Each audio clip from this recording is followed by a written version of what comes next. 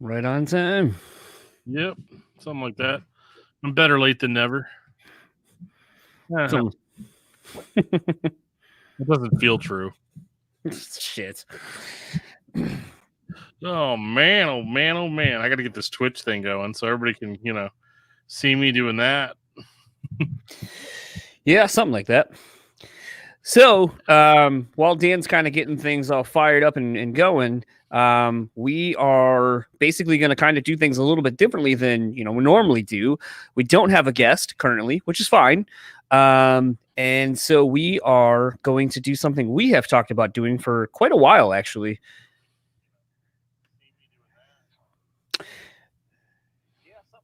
And so what we're going to do tonight is actually talk about current events happening in the music industry. So many current events, so much time. Do you hear? Are your speakers on? No. Okay, I just hear an echo. That's all. I don't hear it anymore. I did hear it. I thought you were doing something on when Twitch. I was talking. No, I'm not doing anything. Okay. Well, super weird. I don't know. I ain't doing nothing. I ain't doing nothing. No, I don't even have my Twitch app up or anything right now. But yeah, so long and short of it, we're going to talk about some of the things that have been happening in the news the last week or so. I don't know if Dan's got anything he wants to discuss right out the gate, but yeah. No, just jump on it and I'll jump in. All right. I think one of the more interesting things that has been going on the last this last few days, really, I'd say the last week, has been an old story that for some reason is coming back around. And that would be the Wes Borland story from 2017 when he was on Dean Delray's podcast and basically was talking about how he lost $1 million once he left Limp Bizkit due to 9/11 obviously happening. Yeah, how he was like dead broke. Yeah. Well, it was kind of interesting because, as he sort of was saying in the podcast, at that point, like Limp Bizkit had put out $3 or not $3 bill, had put out Chocolate Starfish, and basically, they were fucking printing money. And so it was a thing where he was heavily investing his money into stock markets and shit like that. And when he lost the money, it was like, well, there's more where that came from. And the more surprising thing was literally him going, so they, a lot of us lost our money because we all were investing and so forth. And what was interesting is him going like, their people were like, so we got tours lined up for you. And we will, basically by the end of all of it, you will all have like, $5 million take home. And his reply was just like, fuck you. I don't need to do that, and quit. And you're just like, yep. Okay. I mean, we all make dumb decisions. I mean, it happens. I don't know if I would have made that decision. But yeah. Well, it does kind of make me wonder too in reading about basically how he was going through all of that with the, losing the money and so forth. The other kind of big news making thing too was him talking about the fact that he doesn't think the Limp Bizkit record they've been working on for forever is even going to come out because no one gives a shit about it. Yeah.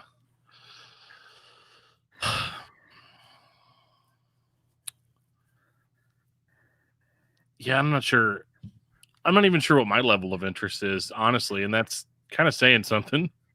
Well, I mean, you guys' discography discussion did a chat about Limp Bizkit, and most of you are all pretty positive about basically saying like, yeah, I didn't think I would want, I hadn't really been paying attention to Limp Bizkit for a while, but was then a thing of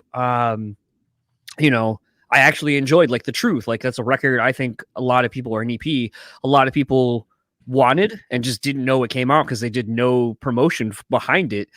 And I think even if you go to like Gold Cobra and stuff like that, like there's good songs, especially if you're a fan of, Significant Other, Chocolate Starfish era Limp Bizkit. Like there's plenty of stuff like that on that record, but it's like, it's almost like as soon as you get to Results May Vary, everyone just assumes that's the last record. Yeah, that's true. And then, but what was the next one? It's The Unquestionable Truth. Yep, The Unquestionable Truth Part 1. Just one of my favorites. It might as well just be called The Unquestionable Truth because there's not going to be a part 2. It's such a great record. There's so many great songs on that EP, and like I just said, and I've said when we did the our top 5 new metal songs or whatever with Andrew from the Ghost Inside, to me, like, that record is exactly what everyone has said and been clamoring for. Like, well, why don't they go back to $3 Bill y'all sound? Well, they did. And no one gave a fuck. So then it's like, what's the point of going back to the sound you apparently want but never supported? I think it has something to do with the fact that as much as people don't want to admit it, they liked the more pop accessible Limp Bizkit. Yeah, I would probably agree with that. What's kind of funny about you saying that is I was watching a video today of Brian from Korn basically going through in chronological order him writing Korn riffs, or basically how the band wrote a lot of their bigger songs. And, you know, he was talking about how one of the band's biggest influences is Mr. Bungle. And he was kind of showing, like, you know, Mr. Bungle is kind of a weird band, and, you know, they just do weird shit. And, you know, they're very abstract at times. And he goes, you know, and he's showing, you know, these different chords that the band was using is like, you know, if you take a look at the intro riff to Blind, like the da-na-na-na, like you look at that one chord, it's kind of a weird chord and kind of a weird note. And then you just kind of throw in that, like, you know, just, it's a very simple arranged thing. And, you know, he was kind of talking about how, and progressing through the rest of the band's chronological order up until I think he got to Untouchables, because he only had 20 minutes to talk. And the weird thing was Tom Hazard came out of nowhere, and I was like, what the fuck are you doing here? Right. But it was one of those things where constantly as Head's kind of showing you these riffs and these things, you know, it is kind of funny how they write really good, catchy riffs. Like, and you may not hear them underneath, but, like, you know, he's kind of talking about, like, Jonathan Davis's different vocal delivery over some of these things and how that sets up maybe more of a pop structure, or what they're doing is more pop structured and has a really good, like, hook, and he does something really weird over it. Like, think of the bridge to Got the Life, or right. You know, even just Got the Life, like the lyrics itself, like how he does his vocals are kind of not what you would think would go over like a disco beat kind of thing. So it was kind of interesting watching him break down the band's, like, hits basically, and kind of going like, this shouldn't be a fucking, like, pop thing. This shouldn't be big, but it is because it's different. And I think that's what gets everyone. And I kind of think Limp Bizkit's sort of the same way. I think all of the musicians are so fucking talented and write good stuff. I mean, look at that. A lot of the stuff that Wes does, like, you know, he plays, it's not a bass, but it's a 4-string guitar. Yeah. That's, like, all weird that, you know, he, like, did Nookie on it and stuff like that. And it's like, that's a different instrument than you would assume he's playing. Or you look at a lot of the stuff that Sam's doing, or even what DJ Lethal's doing, or even John. And I think, like, they're so good at what they do that you're just kind of like, you kind of don't realize how fucking good the songwriting really is, because you're kind of focused on Fred's delivery of kind of dumb lyrics. Yeah. I mean, Fred is, at least for me, is the front and center thing. But then I think this is what got me for Limp Bizkit on the discography discussion, was that, like, yeah, Fred's front and center. He's the first thing you're paying attention to when you're listening to these records. But once you actually start peeling that away a little bit and start looking at the nuance of what's actually going on musically, you start being like, okay, this is not dumb jock music like I thought that it was, you know? Right. And I think that was one of the biggest things for me, is that, like, they are absolutely very, very talented at creating riffs that, number one, sound completely different, or not completely different, but, like, yeah, I think they're composed differently than how you hear them, if that makes sense. Like, they're very good at crafting riffs that you wouldn't think would be would work in a Right. new metal sense, but at the same time they're playing new metal, but they don't sound like Korn, they don't sound like Deftones, they don't sound like any of the bands that are supposedly, like, pioneers in new metal. Right. Yeah, it was really interesting. There's a lot of kind of big takeaways from that for me. Just kind of reading that, it was just like, huh, that's not no, and right, and the other thing too is just love him or hate him, that's honestly been something I've been pretty impressed with Wes over the last little while. Is he's just kind of unapologetically himself about a lot of shit, and I mean, I don't know, I really enjoyed the fact that basically he wasn't afraid to be like, yeah, I lost $1 million. I went broke. I was fucking broke. And I mean, I probably would have jumped off of a really high building or, something like that. But sure. Yeah, it was pretty interesting. And then, even like I said, what's funny about it though, and something I've been seeing the last like couple hours really is a lot of people resharing it and circulating it, but no one seems to know that was, or realize that apparently that was from like 3 years ago. And then, subsequently, Toomey's podcast with Wes around the same time actually has gotten re-mentioned in it because of him kind of talking about the fact that he doesn't think anyone gives a shit about a new Limp Bizkit record because, basically now they're a nostalgia band that everyone loves. So it's like, what's the point? Everyone just wants to hear the 11 songs that they all know us for. Well, yeah, and I always say that, what are you talking about? We totally got a new Limp Bizkit record. It's called Gold Cobra. I know it's 7 years old now, and the diehards are probably itching for more.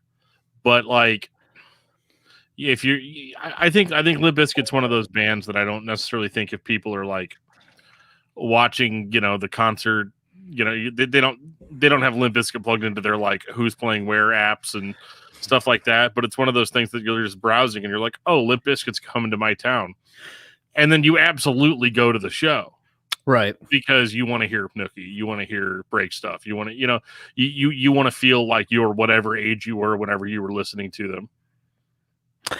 Yeah, I mean, what was kind of interesting, and I kind of kick myself now for not really ponying up the money at the time.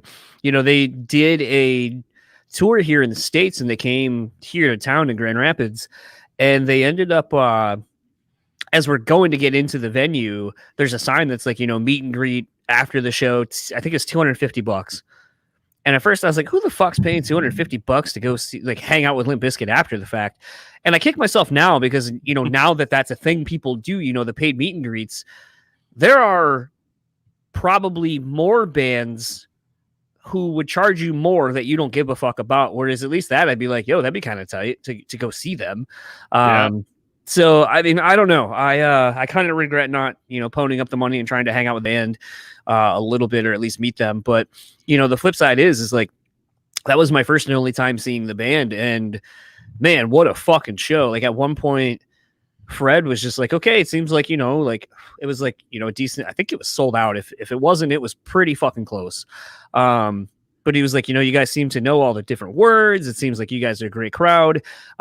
Just shout out a song, and if we know it, we'll play it. And then I know they played probably 3 tracks off of $3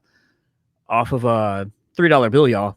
Like I think they played Stuck, Counterfeit, Fake, and obviously Faith.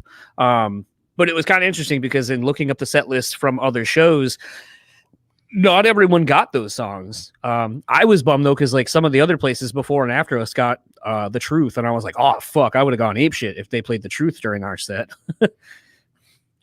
Yeah, absolutely. But I mean, it's smart of them to play the hits and not play some of the more obscure stuff, well, I don't know, Limp Bizkit has obscure stuff, but like me, I'd be totally fine with a totally like Gold Cobra set. I'm trying to think. I don't think that record was out when I saw them. Actually, no, it was, because they played Shotgun, and I was like, yeah. Oh yeah, Shotgun. That's one of my favorites. I was actually pulling up my Spotify rap, and definitely was interesting to see how many Zayo records you can listen to in a year. Believe it or not, so this might surprise you. Okay. I'm gonna click on it now. Okay, not a great example. Okay, August Burns Red, dude, doing the show totally warps all of this. Yep. So take this, with a great assault. I didn't know that they were just gonna bust out of the gate with August Burns Red, but I actually haven't done this yet, so I'm gonna do it like. Can you even see that? No, you can't. No. Good. There you go. I can't see it now. Yep. I did it for the podcast earlier today. Oh, did you? Yeah, I don't use Spotify. I probably Right. might, just because iTunes changed their shit, and I'm not a big fan of how it looks now, or it's using. But Can I like stop this? Like, I don't know. It's your phone. oh yeah, okay, I can click on it. Okay, so here we're. I think we should just do this live because I'm that desperate for content. So many people watching. Oh, I know, right? So many people. All the people are gonna know. Well, I've noticed that a lot of people, they go back and watch the video a lot of the times because this stays up on Twitch for a couple weeks, and then we throw it into a lot of views. Yeah, and then you throw the audio version in. Yep. Yeah, because joke's on you guys. Well, until tomorrow when I do another podcast, I technically don't. I don't have anything other than this Sunday's episode. So I listened to 151 genres this year. My top genres were loading. Number 1, melodic metalcore. 2, alternative metal. 3, Christian hardcore. 4, screamo. 5, Christian rock. Well, that pretty much. that's Dan. One song helped me get through all of it, and that song was Returns by NF. It wasn't Return of the Mac. No, that was last year. Hmm. The story of 2020 with Returns. First stream, April 15th. Day with most streams, April 16th. 100 streams, September 24th. Total streams, 125. So I listened to that song 125 times this year, which really doesn't seem like that much. No. My top songs were all NF songs. Returns, 3 a.m., Green Lights, Let You Down, and When I Grow Up. My kids love that one, the last one. Yeah, I'm trying to remember. Do they have the raps thing online? Like on the actual. I think I would have to share it somewhere. Well, I'm just trying to see if potentially I could do it from my laptop. Just. Oh yeah, because I've actually been using Spotify a little bit from my laptop, but I don't really care that much. I don't care. I spent 12,285 minutes listening to podcasts this year on Spotify. It's definitely Weird. probably a lot more than that. Possibly. Well, I mean, that's just like you just listened to the As I Lay Dying episode of Discography Discussion. There you go, 12,000 minutes. Or I think that one was like, what, 94 hours? Nice. I ended up, we ended up getting our year in review on the podcast. Like we got the podcast wrap basically for Spotify.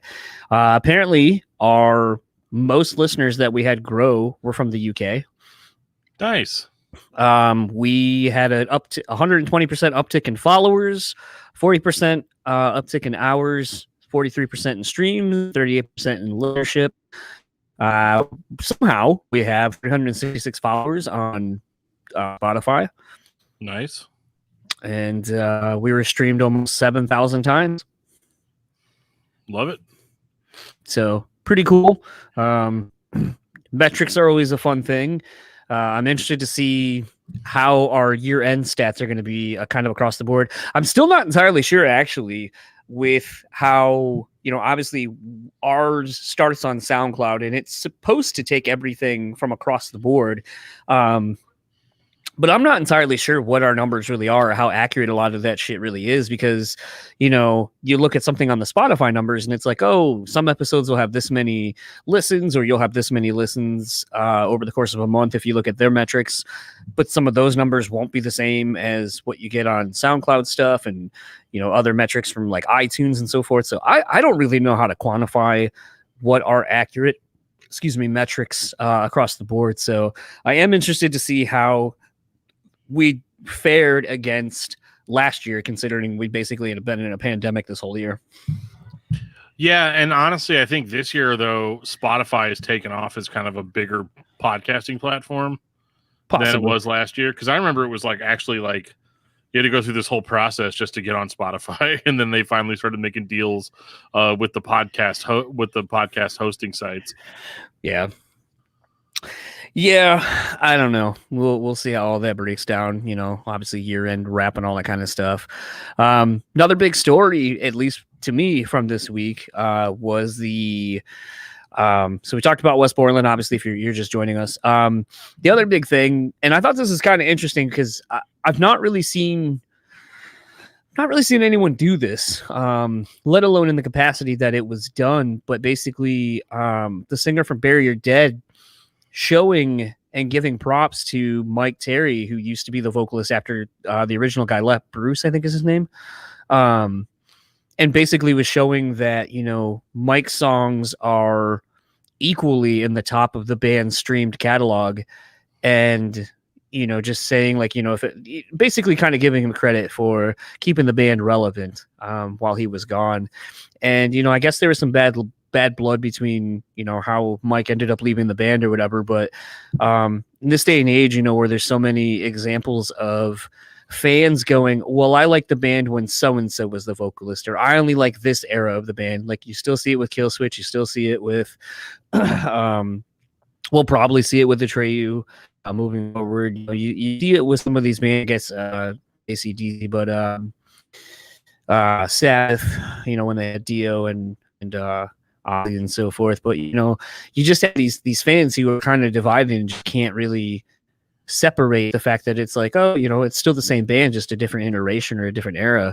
And so to see someone in the band basically be like, yo, like you may not like Mike's thing or his vocals, or you may not like me, but like honestly, if it wasn't for him when I was gone, this band probably wouldn't have made it long enough for me to come back. Because as you can clearly see, people are still streaming that shit. So it was kind of interesting just to see, in this day and age where bad shit seems to be the way to make news and so forth, that it actually was kind of something where someone's like, yo, acknowledging the fact that without this other person, when this guy wasn't even in the band, that, it's still valid. Yeah, dude, absolutely. Like, I think that's something that we don't really see enough. It's like somebody leaves a band and they're just gone and nobody cares, or it's like you just erase it like it never happened. Right. And there aren't a lot of bands, I think, that are willing to nut up it. Like they're so concerned with whatever the current iteration is, what the current brand is, and it's just nice seeing that there can be some sort of like, I don't want to say reconciliation, but like just I don't know, an acknowledgement of work done, and effort put in. Except yeah, I mean, discussion. Yeah, just who even is that guy? Well, it's just one of those things. Like I said, too often you see the bad blood spilled between former members or whatever, and it sometimes isn't until someone basically passes away or whatever that we see some of these kind of things. So in light of everyone kind of posting their year end streams, top albums, and so on and so forth, I just thought this is a really cool thing that the dude from Bury Your Dead did. I would like to see more people, if they're in that position, I mean, it's kind of hard. Like it's kind of hard to kind of do that. I mean, you can sit there and say like, maybe DL from Execacia Stream, like if he were to post something and be like, I'm not in the band anymore, but it's really cool to see that the band's newer material is actually standing right up there with, Wormwood material or some of the shit that I wrote before I left. Because obviously the band continuing forward and continuing to write really good shit is going to make my stuff stand the test of time longer, because they're out there keeping that material alive. And you just kind of don't really see people have that mentality. That just because you're not in something doesn't mean that it doesn't affect you in the positive potentially. Like, I can look at, and I'm not necessarily trying to put words in this person's mouth, but we had Dave Buckner from Papa Roach on, and by all accounts, everything's totally cool with all the dudes in Papa Roach and him. He just, obviously family and things took a more of a priority for him, and the thing now becomes for him that I'm assuming, Papa Roach doing well is good for him because he probably still owns all of his publishing and all that kind of stuff and royalties. So them going out and playing Infest and some of the shit that, basically the hits that he helped make, I'm sure is still helping him have a nice living. Yeah, absolutely. That's the kind of stuff that still matters. Unfortunately, I don't know. So this is kind of sidetracking that a little bit, but I was thinking a lot about, obviously everybody's posting their Spotify wrap ups and stuff this year, and I was looking at all the bands that were posting, all the bands that were posting like their favorite, or I'm sorry, like how many streams they got that year, like I was making fun of the dudes in Violent Life, Violent Death, and they're all like, yeah, we got 555K streams. And I was like, why is it not 666? I mean, seems like it should be. But like, I do wonder, like, as far as like Spotify revenue and stuff like that, like does that stuff all still go back to the original writers, or is it paid out the same? Like, is the revenue from that paid out the same way that it would be paid out for like record sales, like physical sales? So I'm not sure. Obviously, we've all seen the the news that the CEO or whatever of Spotify basically made where he said, you can't take a couple years and put out to put out a record and assume that it's going to be enough to keep you afloat financially. And while that is a pretty shitty thing to fucking say, because unfortunately people have to tour, and touring's where a lot of the bands make their money. There is a little bit of truth, and something we've talked about kind of ad nauseum on the podcast. At least I know I have. I not so much Dan, and nothing against Dan, but I know Dan's not super big in like the hip hop kind of R&B world. I mean, my top artist was NF for a year. But I would say NF. Fluke. Yeah, I was gonna say NF probably isn't doing things quite like, we'll say, a Drake. Drake is an example, whether you like him or not, but Drake is constantly putting out music. Those singles over the course of, we'll say, a year and a half, then become a full length. The full length gets dropped, more new tracks get put out to singles. Yeah. But we're kind of in this thing where you're seeing so many people just dropping a single, and the single is, look at a great example of sort of how it's been applied in the rock and metal world. So Slipknot put out Unsainted. I think that was the song. It was the first single off there. But it's not on the record. It was basically a song just to kind of hold over until the new album was ready. And you're kind of starting to see a lot of bands do that, where here's a song, and then you might go a couple of, like, maybe a month or so, and then like, here's the actual single. And then it's like, well, where's the other song? I see it's not on the album, for the pre-order or whatever. And it's like, well, yeah, that was just kind of a grat song. And it's sort of one of those things where that's something you're starting to see so much in hip hop, and you have for a while, is kind of the mixtape culture, where it's like, it's just about keeping your name out there and just dropping shit. And like, Bring Me to the Horizon is another great example of a band that's kind of been adopting that philosophy, where it's just like, and Ollie's been pretty outspoken about it, where he's like, yeah, you may not like this EP. It may be too electronic for you, but you know what? We're probably never going to put out a full length ever again. And just because you don't like this one doesn't mean that in like 3 months when we put out the next one, that maybe you won't really like that one, or maybe you'll like half of it, but then you'll really like the next one we do, and then you'll hate the next one after that. And I think there's something kind of freeing about that concept of just like, fuck it, we're just going to put out what we want, when we want, how we want, and we're not going to put out a fucking record and do it as much, because if the whole point of touring is where you make your money, then just drop songs. Yeah. And I forget who it was like, fuck it, we could drop 3. Oh, I think it was Tom, actually, before they ended up kind of doing this, but it's like, we could drop a record's worth of material over the course of a year and a half, 2-3 songs at a time, and it keeps it all fresh and keeps those songs going, but allows us to keep touring and stay fresh and relevant. And I just feel like that's where music as a whole has been going. But I think it's where rock and metal are kind of starting to understand, like, we can do this too, and it works. You just kind of have to have something ready to go behind it at all times. I think I'm okay with that concept for the most part, because I have noticed, at least if the band is, actually active and actually doing things, which I know is kind of hard to do this year. But like, if a band is active, as long as they're delivering a certain, like, here's a good example. Like Zayo has been basically, they put out Zayo put out the Well-Intentioned Virus in 2016.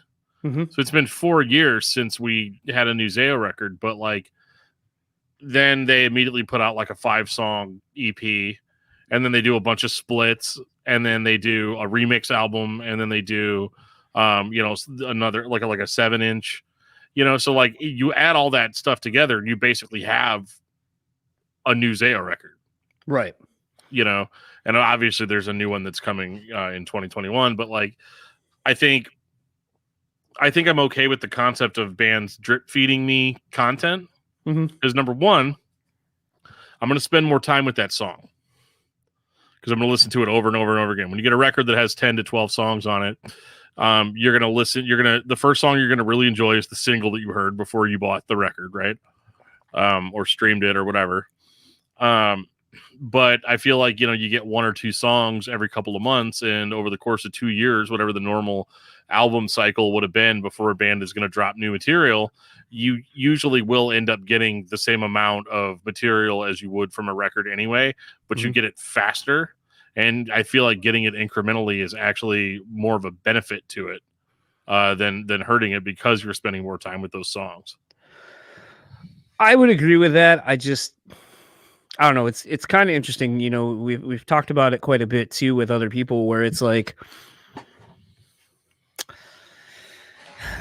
what is the best way to go about it? Because you look at North Kingsley was a great example where you're like, well, now I want to hear more, right? But there's not more, and it's like, so in the instance of like newer artists, it's like, all right, what is the lesser of two evils? Putting out small chunks and just kind of putting things out as you're kind of getting to it, so at least like, you're constantly keeping people engaged. Or does that hurt you because it's like, well, I'm tired of these 3 songs now. I've heard them to death. I want something new. And then you're kind of forgotten about a little bit faster than maybe you would have been if you put out 10 songs all at once. Yeah. But I mean, at the same time, I think once we got to kind of the pinnacle of CD sales, like maybe 15 years ago, when everybody was buying CDs, everybody's buying. I felt like back then there was a little bit less of a focus on quality. I mean, I don't think anybody would argue that I'd rather hear 5 really good songs by a band than 2 good ones and 8 stinkers. So I feel like there was a lot of pressure on bands before the streaming era to put out the full length record. Just me. There was a lot of pressure to put out the full length record.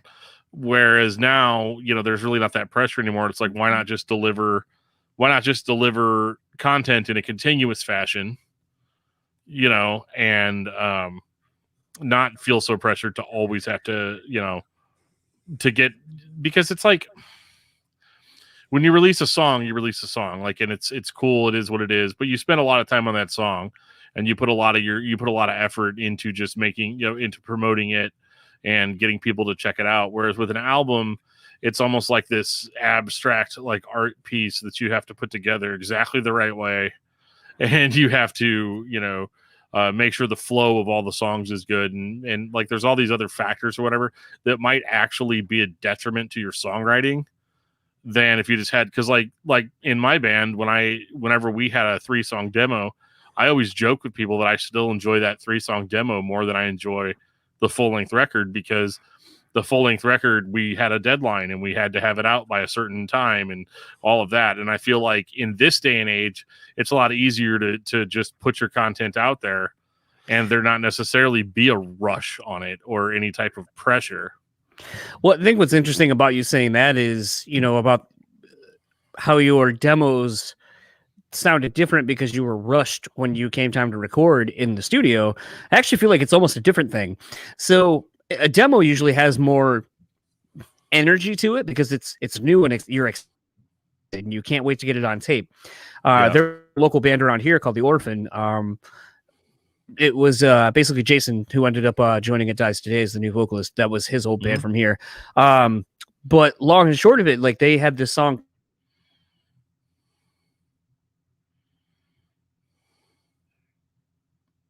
you know, the record is good, but that song doesn't sound as good as it did when it was the demo. And you know, talking to some of the dudes in the band at the time, I was like, you know, it just doesn't have the same energy. And I know it's a studio version versus like kind of a maybe a home demo version or whatever, but I think the thing in the Loading. where it needed to be, and we were fucking amped.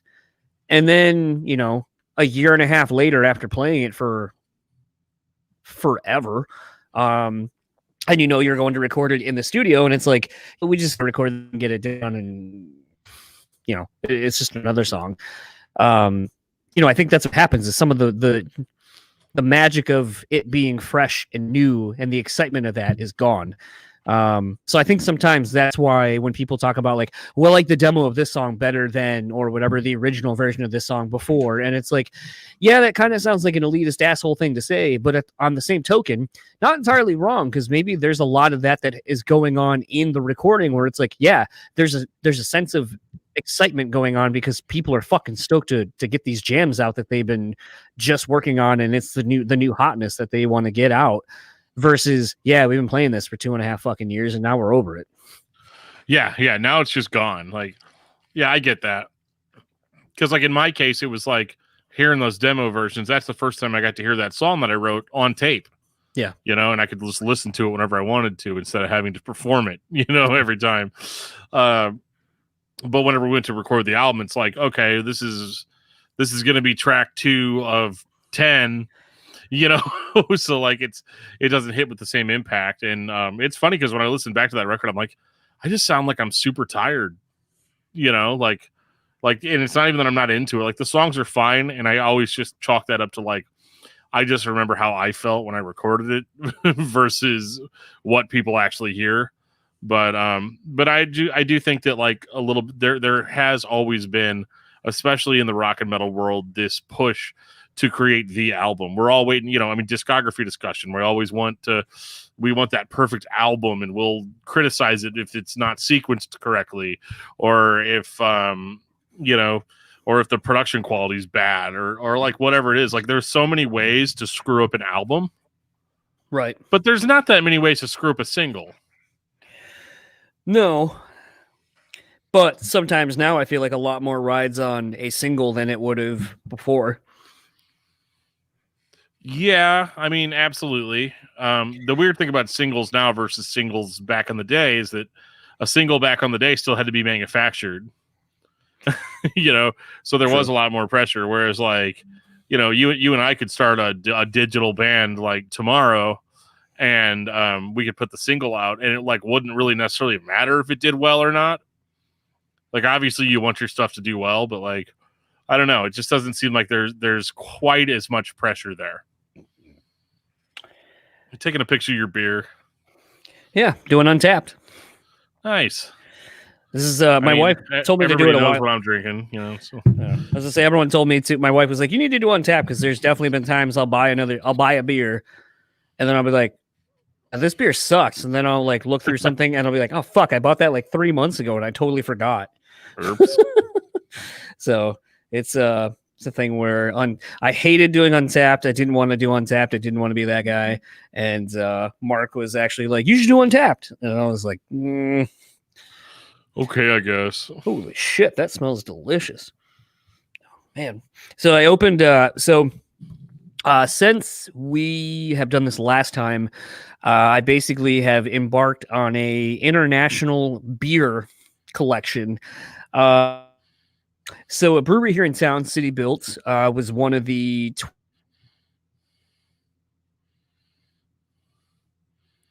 John is buffering. individuals decided to collaborate with and make a No Save Point IPA. So basically, Run the Jewels put out a song that's going to be in the Cyberpunk 2077 game. Nice. And the song was called No Save Point.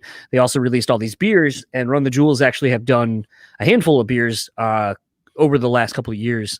But this is probably the most ambitious beer collaborations I've ever seen, and so much so that they call it a beer world tour. So City Built did 3 technically 4 now. Well, 5 technically, but they did an initial run of 3 of Run the Jewels beers that weren't officially licensed, and then Run the Jewels found out, and they were like, "Hey, we're not going to have you shut this down, but like we also would like you to make beer." So that was pretty cool. They put out No Save Point. They've got a sour, Cyberpunk sour, which is actually really fucking good. The No Save Point was all right. It's kind of a bit heavy to me. And then there's 3 other ones into the Merc, into this something, and I think into the Haze. So I'll probably get into those maybe another time. But I decided to try to collect all the other beers. As of right now, when we're recording, the package from London in the UK showed up to a friend out there who works for Metal Nexus. So I sent him the beer, and he's going to try to send me it. Looks like we figured out a way that it can get here legally. So that'll be cool. I have the collaboration between Horace and Mason something or other out in California. Thanks to Eddie, Rock and Roll Beer Guy podcast. He's got the beers, and we'll be sending them my way soon. And I need to reach out to Narrow Gauge here in St. Louis and get you some Fallen Flag IPA. Okay.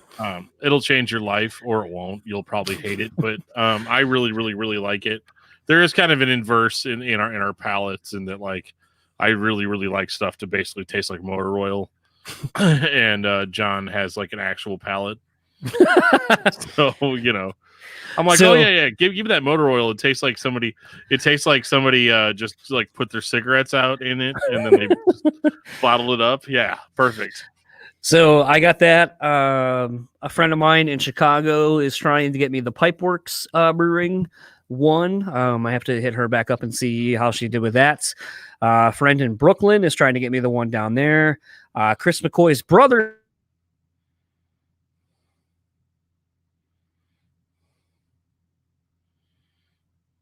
Yeah, the real motherfucker looks like it's going to be the one in Berlin, which sucks because and the one in where's the other one? In the Netherlands. And it sucked because there was somebody I thought I could get it to in the Netherlands.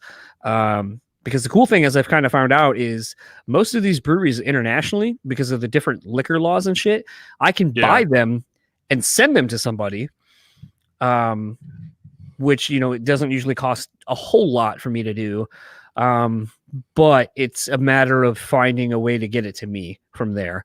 But yeah, so right now I've probably got about half of them in some shape or form, whether I've actually been myself and someone's in the process of bringing them to me, shipping them to me. But Mexico, the Netherlands, and Germany are my 3 big hurdles right now. I don't know anyone in the area in Mexico, let alone Mexico at all. And most of the people that I've tried to find some people hasn't panned out. So I think that's going to be a pretty hard one. I do have an idea in mind of maybe how to get some of these international ones. But I have to, it's kind of a last ditch effort. So I don't really know how that's going to go. But I'm going to kind of tease this because, Dan talking about Narrow Gauge. Oh yeah. So in talking to the owner of City Built, we are in the very, very, very, very, very infancy stages of talking about doing a podcast beer with them. So I have a couple of different ideas. Oh yeah. So, cigarette ash. Yep. Dan wants like the very first. Yeah. Motor oil. Yep. I call it the, I had a clever name, but I guess it's gone now. I was going to say something about the Disgust Metal Douche beer. Yeah. I was going to say something that almost seems like, working in a garage. So I guess either like Grease Monkey or like Sons of Anarchy or something like that, like whatever they call themselves. What do you call people who work on motorcycles? Panheads? Something like that? Panheads, something like that. Yeah. Well, It's also what you call skillet fans. Okay. Yeah, so there's that. I thought they were the Moons over Miami. Oh man. my wife's a vegetarian, so she always, anytime we're at Denny's, she's like, yeah, I want the Moons over my hammy, but without the hammy. And I don't know why it's so funny to me every time she says it, but like I always kind of give the waiter like a look like, yeah, I know. You could have just asked for an egg, a cheese and omelet. Yeah, exactly. Yeah, but no, it's fine. Yeah, but yeah. So we have a beer that probably won't be a thing if we can get it all work out. We're probably looking about at least half a year out. But I'm at least excited that me going and talking to the dude and just gauging the interest. I was thankful he wasn't like, "Fuck you, get out of here. I'm not doing that." So, who are you again? Yeah. So it could be pretty cool. If nothing else, I would really like to try to do something and make a beer.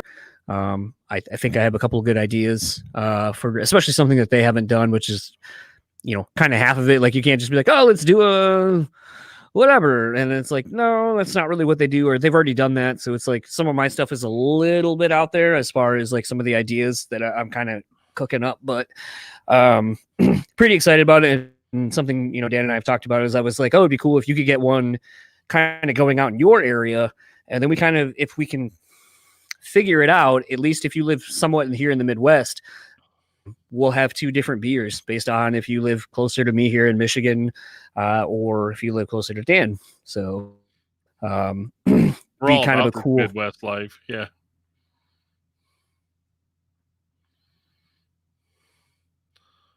He gone. Yeah. So nope, I ain't gone. I'm here. Oh, you were gone. But I'm gonna get into this peanut butter cup milkshake stout. It smells so good. Try not to fall asleep while you're drinking it, because that's what I would do for sure. Oh man, that is wow. That is so good. I'm actually going to text my wife and tell her to come down here and try this. It'll be an exclusive. It would be nice to get some other beer opinions on the podcast.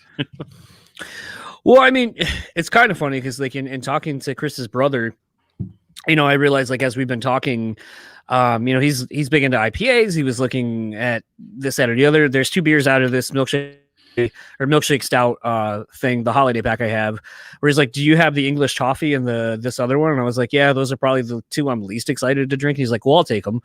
And I was like, "Okay." I'm like, not really what I wanted to do, but if it kind of gets me saves me from having to buy other beer to then do this beer trade. It's like, well, I mean, I'm halfway to the 4-pack, so nice. It's a thing where I'm just kind of excited to these run the Jules beers and kind of see how those go from there. But yeah, this peanut butter cup, no fucking joke. So fucking. One of the other things, though, as far as news that we've kind of been seeing, so I think I don't know if it was yesterday or the day before. Did you see that? Yeah. No, that should be our new. Oh, I was going to say the meme that Joe just sent me needs to be like needs to be the official logo of the podcast. I guess.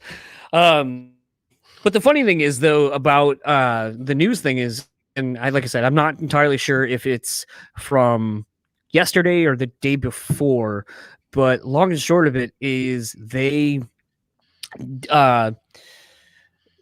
honored Alice in Chains at the Mopop thing, and I know at least here in the Detroit area we have the Mopop Festival, which is usually doesn't have much metal on it at all, but they honored Alice in Chains, and basically like a big who's who of rock and metal and so forth covered Alice in Chains songs. Nice.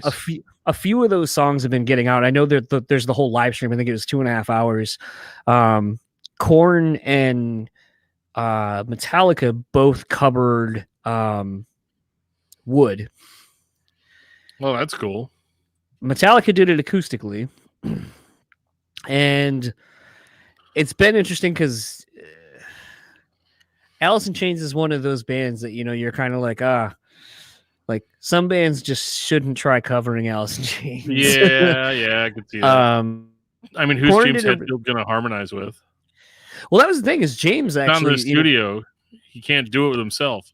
Well, that was kind of the interesting thing is James actually sounded really good. A lot of the comments I was reading, were saying this is probably the best James has sounded in a very long time. Yeah. Something that I kind of took away from it, though, is I was not a big fan of Lars's drumming. Instead of doing that really cool like beat that's I know that's on wood, he just did such a very basic drumming thing behind it. And I was like, to me, with such a very minimal arranged song like Wood is, the drums are a big part of it. So somehow Lars Ulrich ruined the drums for Wood. I'm gonna fuck it, whatever. I can pull up a hot second of it, and it's not gonna we're not gonna get demonetized or whatever. Even if we do, who cares? We're not there. But I'm not monetized anyway, so whatever. Fire away. Ooh. Yep. So it's also a live performance that's not available on CD. So right. So, I mean, if I would, could you?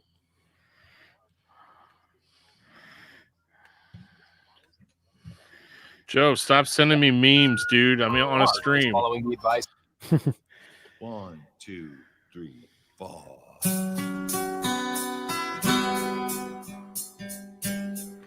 God.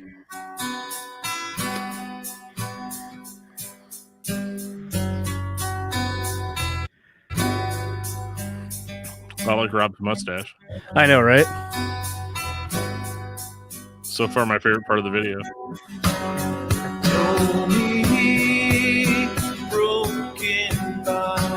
Kirk without a shirt. Yeah. Teach the young child of love their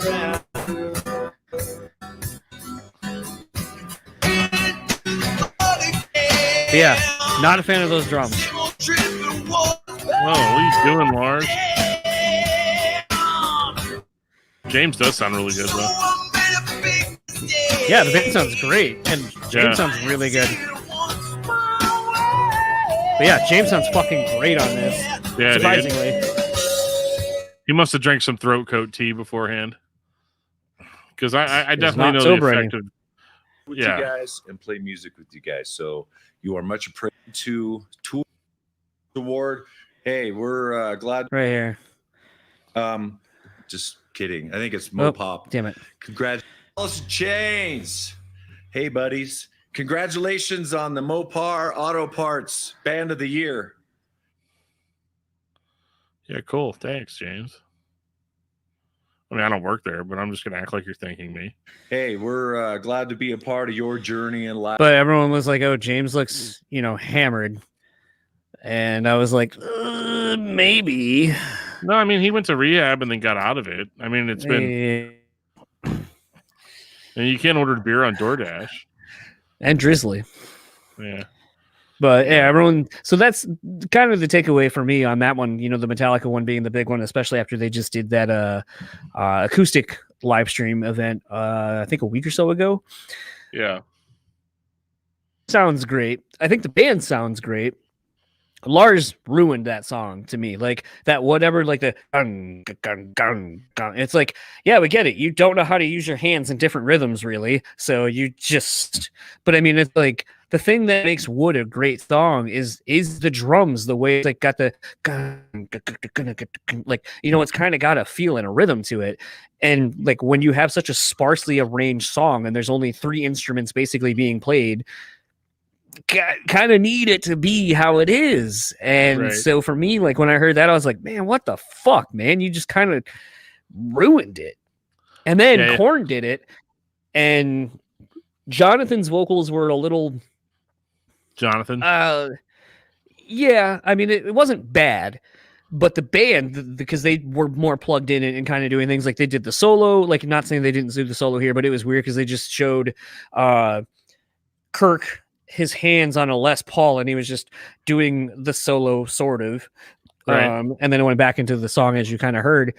But I think Korn as a band did the song a lot better. I think I liked it, the arrangement a lot more. Did you find the Korn one? They should have they should have had Ray from Korn do the do the drums for the Metallica one. Oh, dude, Ray on the Korn version. I mean, surprise! It's fucking really good. So it was a thing to me where, ironically, it was James's vocals I liked more, and then it was the drumming I hated, and then on this one it was the vocals for the Korn one that I was like, that's kind of the weak point of the song. But again, it's just kind of, whatever it is. I mean, surprisingly, I thought Fieldy. Are they playing in Scott Bowling's basement? No.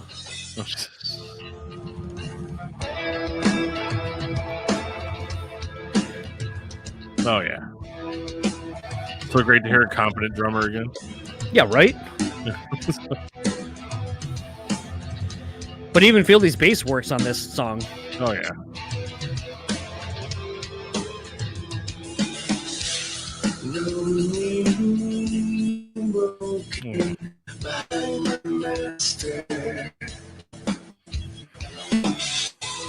Teach me, young child of love hereafter. Should let Brian sing it. Into the flood again. Same old trick. Yeah. So I made a big mistake. It's not terrible. It's not terrible, but I think I like James's vocals a little bit more. Yeah. But the drums and I like how because there's two guitar players and everyone, like, some of the stuff Monkey's doing where he's swelling in with his guitar. And yeah.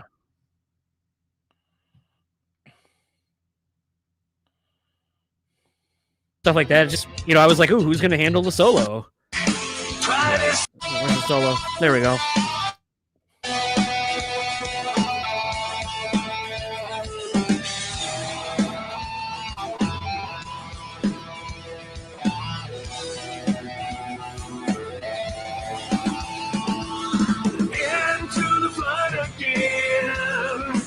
Now, we're on this and we're playing shit. The one that was the most surprising to me out of the ones I have seen so far was they had Fishbone.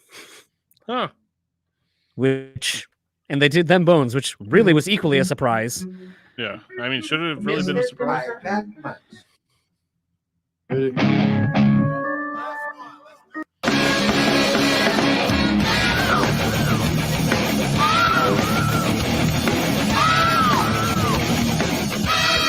They are pulling it off.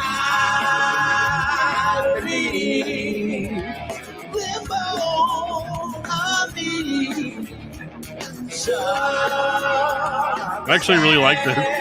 I know, that was like the big surprise. Yeah, of the ones I've seen so far. I was like, holy shit! I'm not really like a Fishbone fan, but no, maybe I am now. Hey guys, I'd like your band a lot more if you just played songs I like already. I know.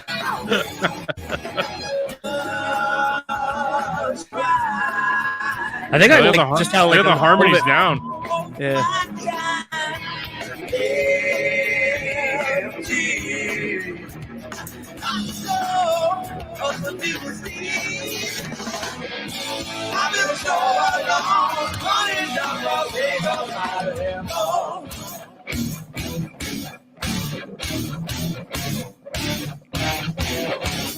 Solo with a saxophone. This is dope.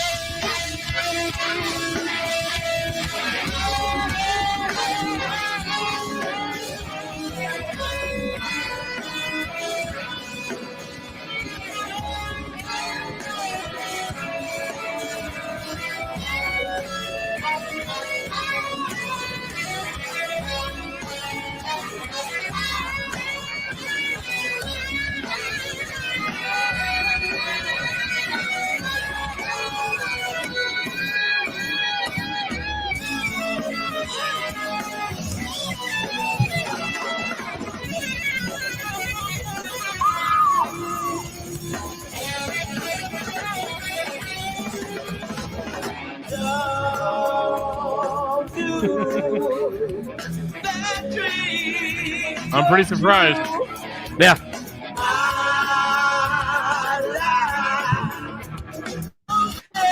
But I think one of my favorite covers of this actually is It Dies Today.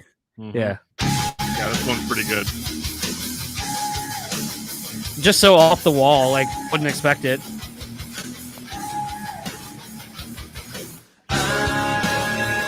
I think Demon Hunter did a Alice in Chains cover, but I can't remember what song it was.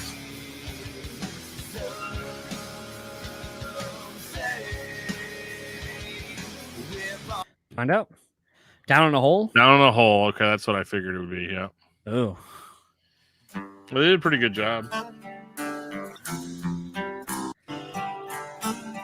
I'll know as soon as I hear the. Ooh. Bury me softly in I mean, it's Ryan Clark, just, doing the Ryan Clark thing. Harmonizing with himself.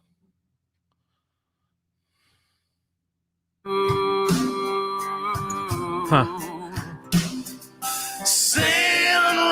Ryan is a good friend Ryan. Yeah. Holding red flowers in a tomb. Dude, Ryan Clark's like one of the coolest dudes we've ever interviewed. I just don't like his band. Yeah. Like down in a hole, and I don't know if I can be saved. I feel like he's going for it a little too hard on this song. See my heart and undecorated. It's actually one of my other favorite covers that no one knows about. But it also how big of a Duran Duran fan you are. You have to ask Jeff about that.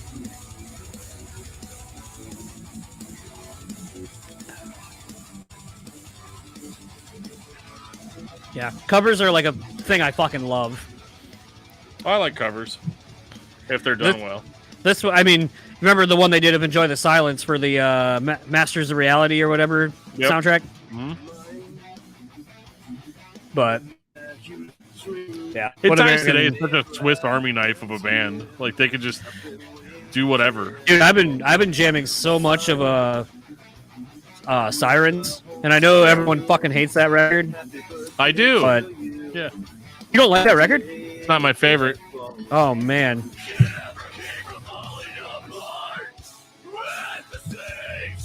It does today. Man. It does today, baby. I remember when this first came out for this new record, I was like, Jesus Christ. Just this low end.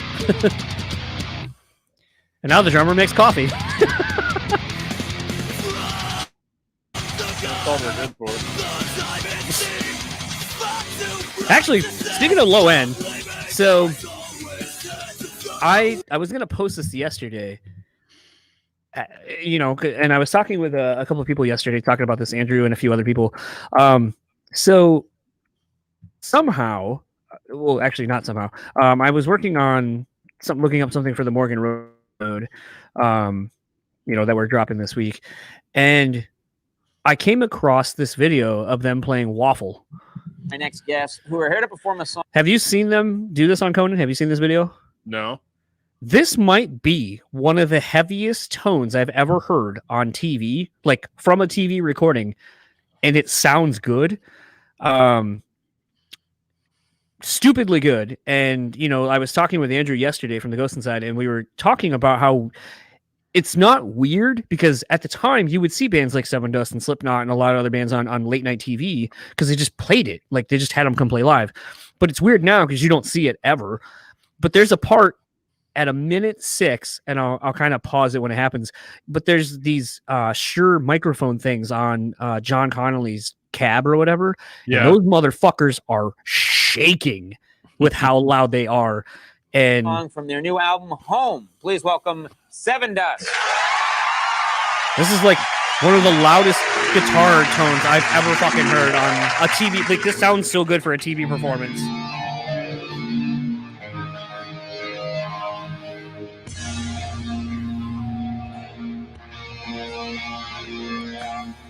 It just goes to showcase what a great fucking band they are.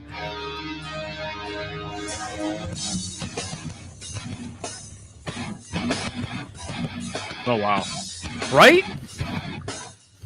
When your bass is so low, you got to reach all the way down to grab it. But the fact you can hear Clint and John and the drums and everything as clear as you do for a TV recording, stupid. And I'll do this so you can hopefully see the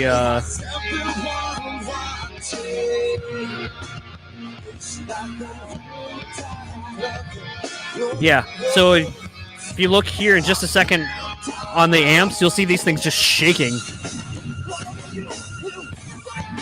These things right here Oh yeah.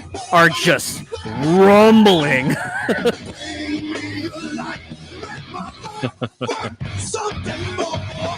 God damn. The fact that like this sounds like it does for a TV recording, so fucking stupid. Oh yeah. Ugh. Nice. Yeah, so fucking good. So I've been falling down a rabbit hole of just watching that, and then a bunch of other performances from old Conan and David Letterman and so forth. That's hilarious. Well, cool, dude. That's totally awesome. I love it. Yeah. Yeah. Now I want to look up a bunch of cover songs. Yeah, same. But yeah. Maybe we can get someone on to come on the show and talk about their like top 5 covers or whatever. That would be sweet. Maybe that'll just be next week's episode. There you go. Something exciting. This was fun. But yeah. This is This was fine.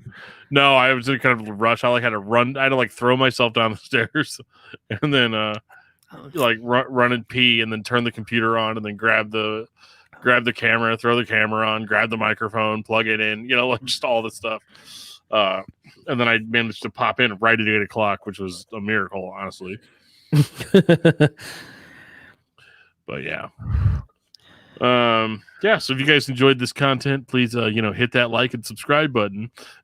And we'll be we'll be here every Wednesday unless we're not. If we're not here right at 8 or 8:30, just wait longer. Wait all night. Wait till tomorrow. It's all a thing. Yeah, I'm kind of interested because we have an interview tomorrow as long as everything pans out, nothing happens. But tentatively we might be just dropping random lost episodes into the feed, or doing this more. This is something we've talked about doing for a while, like I said.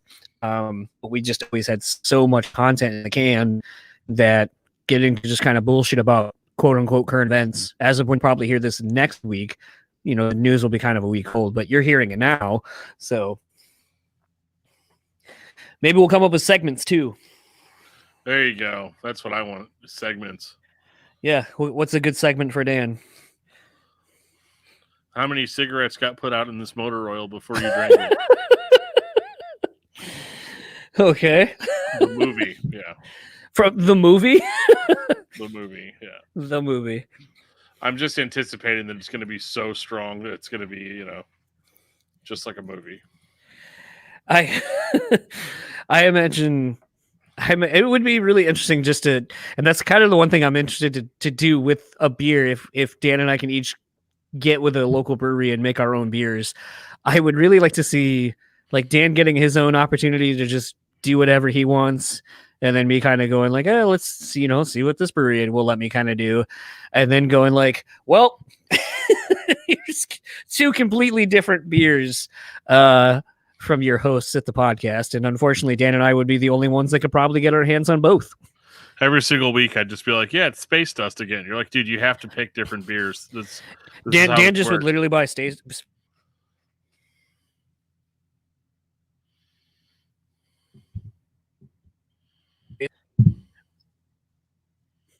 Dan's like, no. I don't know. You just froze for like 30 seconds. It is getting to be winter time. It is, absolutely. So, keep warm.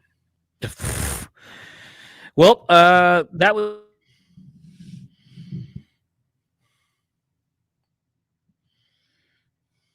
And maybe we will do our top 5 covers as our theme for the night.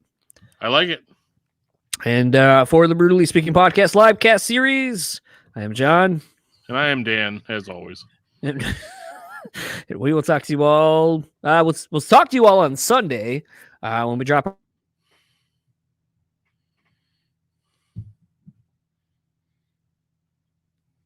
Yeah, we'll see you next Wednesday. And our episode after that, I'm not going to tease just in case I don't have it. End transmission. Yeah. Yeah.